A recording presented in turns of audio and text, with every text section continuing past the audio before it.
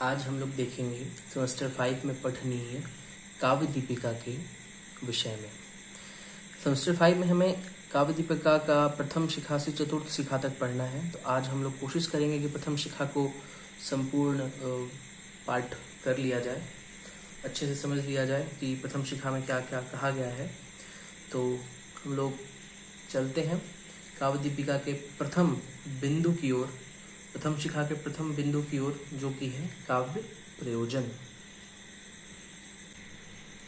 काव्य प्रयोजन समझने से पहले हमें ये जानना चाहिए कि काव्य कहते किसे हैं और काव्य में क्या क्या होता है, कैसे कैसे इसके संप्रदाय बटे हुए हैं, कौन कौन से संप्रदाय के कौन कौन से आचार्य हैं।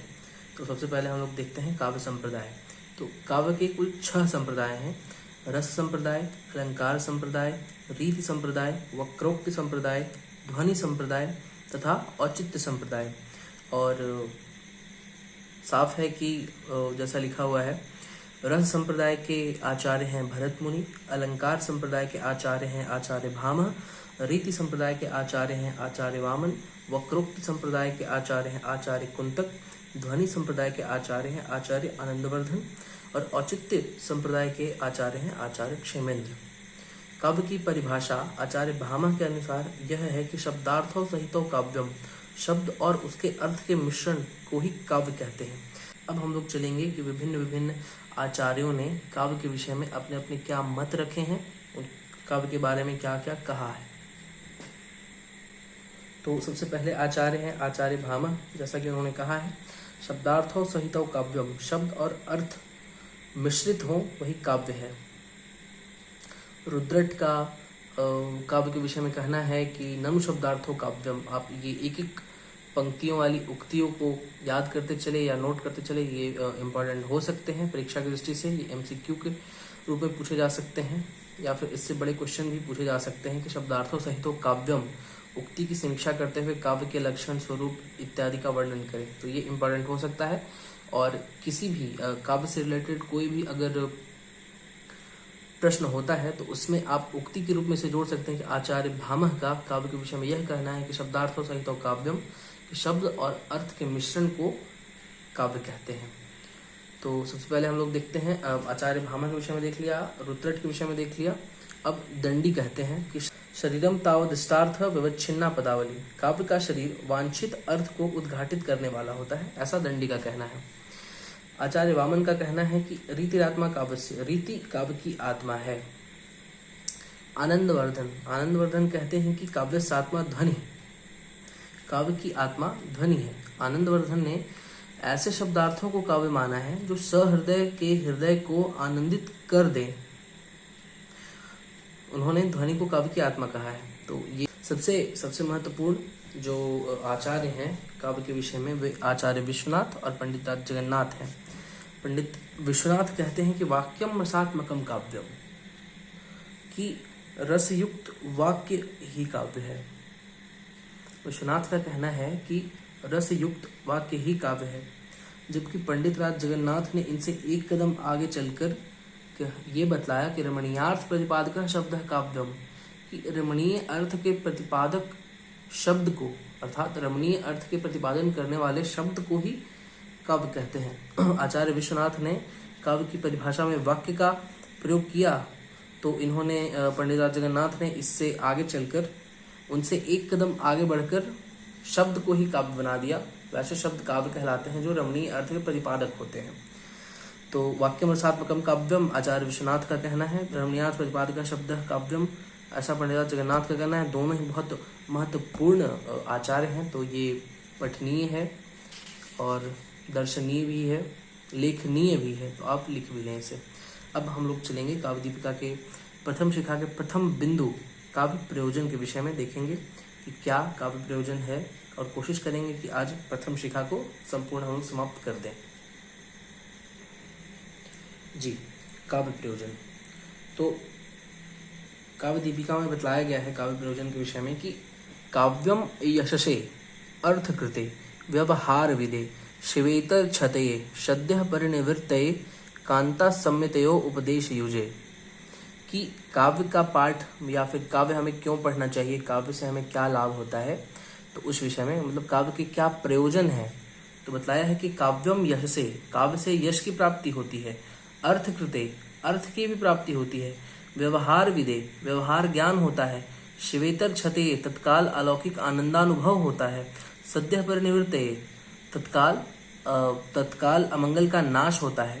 कांता सम्मितयो उपदेश युजे, तथा कांता के सम्मित, कांता के सदृश उपदेश प्रदान करने के लिए होते। कांता अर्थात पत्नी, पत्नी के सदृश मतलब पत्नी जैसा उपदेश देती है वैसा उपदेश प्रदान करने में काव्य उपयोगी है।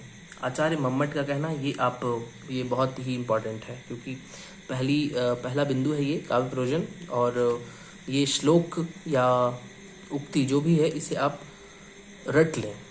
बहुत ही ज़्यादा महत्वपूर्ण है परीक्षा की दृष्टि से कि काव्यम विशेषे अर्थकृते व्यवहार विदेश वेतर क्षति सद्य परिनिवृत्ते कांता समितियों उपदेश युजे।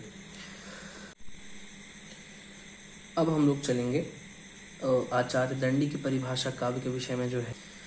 कथते काव्यम स्टार्थ विवच्छिन्ना पदावली, अर्थात रमणीय मतलब अलौकिक आनंदजनक, अर्थ से विशेषित पद समूह को वाक्य कहते हैं। आप नोट कर लें इसे कि आचार्य दंडी के काव्य के विषय में आचार्य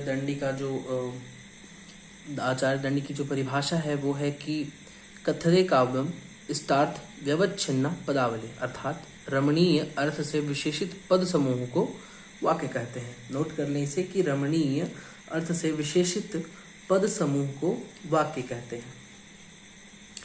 अब हम लोग चलेंगे इसका एक और परिभाषा देख लेते हैं काव्य का। जैसे पहले तो ये दंडी की परिभाषा हमने देखी कि स्टार्थ व्यवच्छिन्ना पदावली। उसके बाद एक और परिभाषा हमें मिला कि तन्नाम वाक्यम काव्यम यत खलु विलक्षण चमत्कारितया बलादि व वशमानीय सामाजिक जनमनांग से रंजयति, अर्थात वह वाक्य काव्य है जो अद्भुत चमत्कारोत्पादक होने के कारण सामाजिक जन यानी कि काव्य को पढ़ने, सुनने और अभिनय देखने वाले सहृदय जन जो हैं उन्हें सामाजिक यहाँ पे कहा गया। सामाजिकों के मन को जबरदस्ती अपनी ओर आकृष्ट करके अनुरंजित करता है।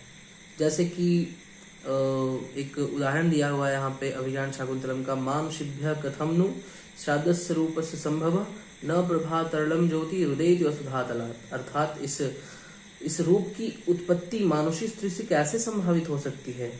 प्रभा से भरा हुआ तेज भूतल से उदित नहीं होता।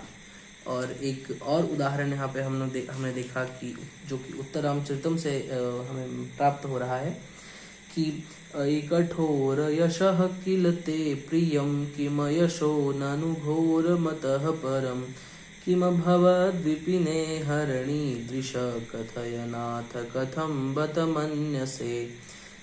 हे कठोर राम, तुम्हें यश प्रिय है ऐसी प्रसिद्धि है, इससे निरापराध गर्भवती पत्नी के त्याग से अधिक घोर अपयश क्या होगा।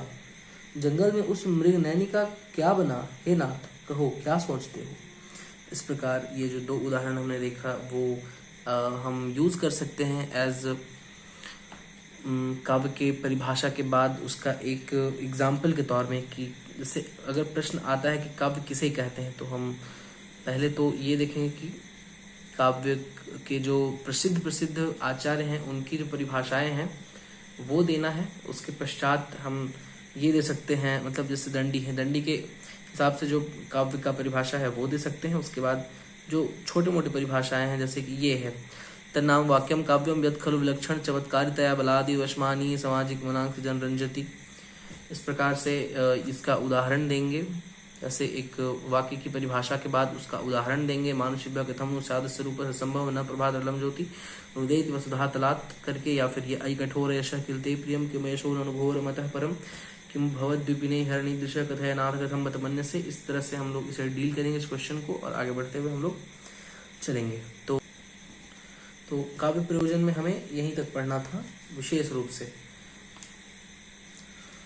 उम्मीद करते हैं कि आपको पाठ समझ में आया होगा, और जो विशेष बातें थी प्रथम शिक्षा में वो मैंने समझाने की कोशिश की है आपको। आप चाहें तो एक बार इसका नोट उतार लें या फिर स्क्रीनशॉट कर सकते हैं आप। तो आप कमेंट करें कि कैसा लगा वीडियो, उसके बाद हम फिर अगले पाठ पढ़ाने की कोशिश करेंगे।